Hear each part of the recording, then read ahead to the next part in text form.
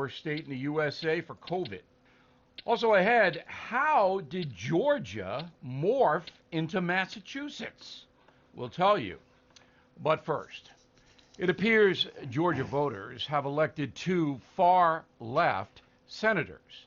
That's stunning. Raphael Warnock defeated Republican Kelly Loeffler, becoming the first black senator in Georgia history. 33-year-old Jon Ossoff is leading incumbent Senator David Perdue in a shocking apparent upset. There will be a recount in that vote. We will tell you exactly why all this happened in a few moments. Georgia has now helped President-elect Biden in a huge way, as Democrats control, apparently, both houses of Congress. For the next 2 years anyway, the USA may well go far left in its policies. More, as I said, in our next segment. Members of Congress and Vice President Pence meet today to certify the 2020 election results. Despite a dozen senators and more than 100 congressmen objecting to the Electoral College count because of alleged fraud, the count will be made official later this afternoon. After the certification, there is no legal path forward for Donald Trump to stop Mr. Biden's impending inauguration. The 5 metro areas with the highest move-out rates last year, New York and New Jersey, have them all, according to a report from moving company United Van Lines. Long Island, where I live, tops the list for people exiting the region. The biggest destination for folks fleeing the Northeast, the Carolinas and Florida. Arizona now reporting the highest rate of COVID in the USA, averaging 121 new cases per 100,000 residents. More than 300,000 Americans have died from the virus since March. In a moment, 2 things caused Georgia voters to support far left politicians. That after this. Hey, I got a crash course at the home title theft because one of my friends experienced it. And I hope you are praying this never happens to you because it can ruin you financially. Here's how the crime happened. Illegal titles to our homes, an identity theft program. We update message of the day. So I was surprised by the Georgia vote. I thought at least one Republican would win a Senate seat. I base that belief on what happened on November 3rd, when Senator Perdue defeated Jon Ossoff by about 90,000 votes, and Ralph Warnock lost to 2 Republicans by about 400,000 votes. So what happened in 2 months? Well, President Trump, as you know, hammered the state of Georgia with allegations of voter fraud. That seems to have mobilized some voters to punish Republicans, as the Democratic turnout was higher yesterday in Georgia than it was for the presidential vote.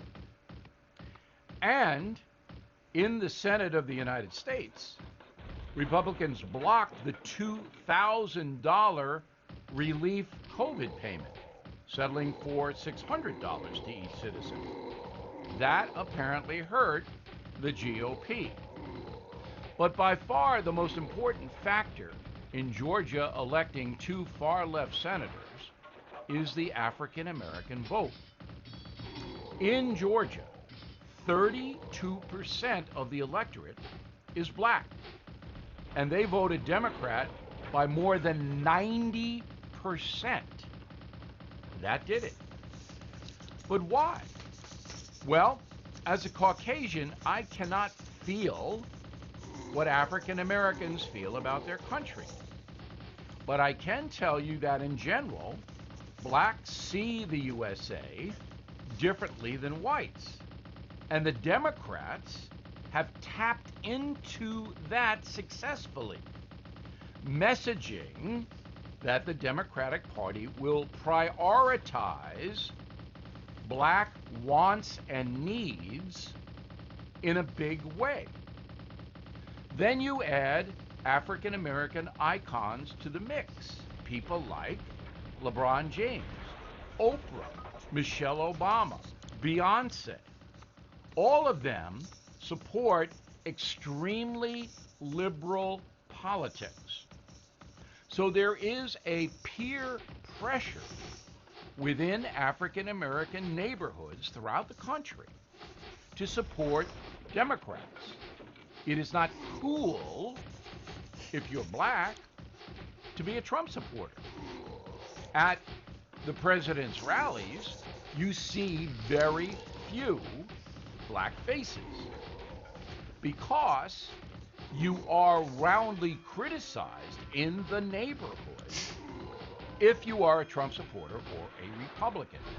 Don't underestimate the power of peer pressure. We saw that in Georgia.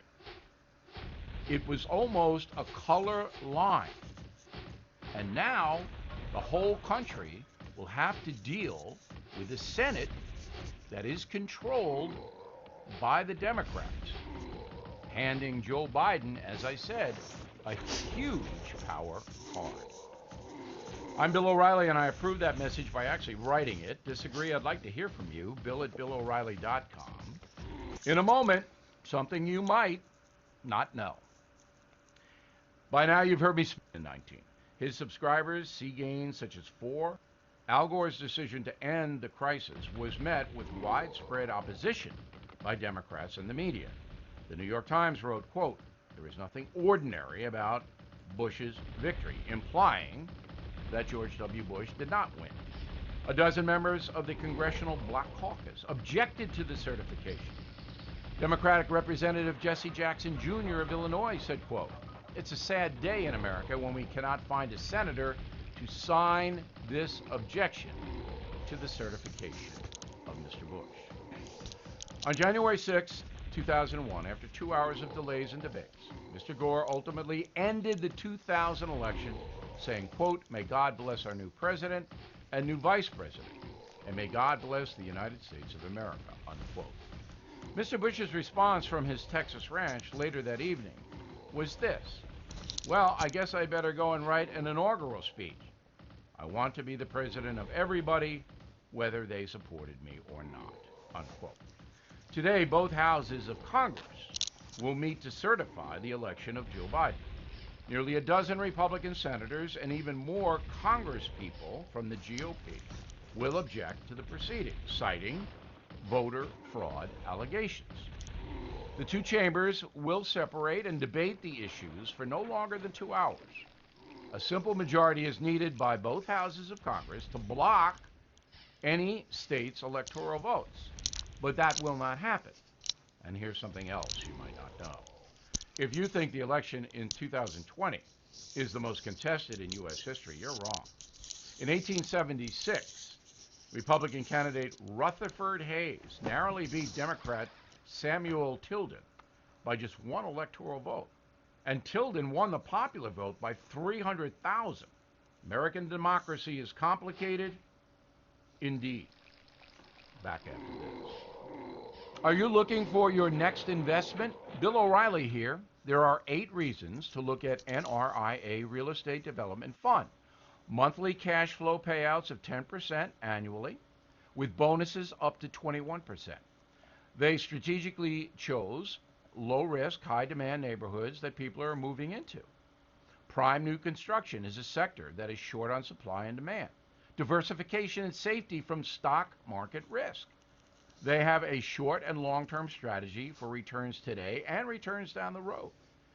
Pandemic hardened special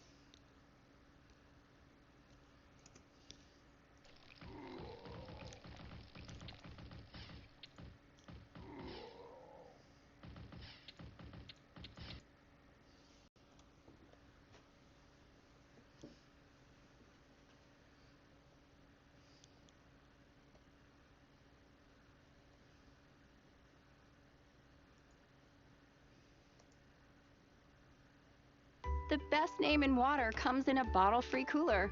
Just say, hey, Culligan Van.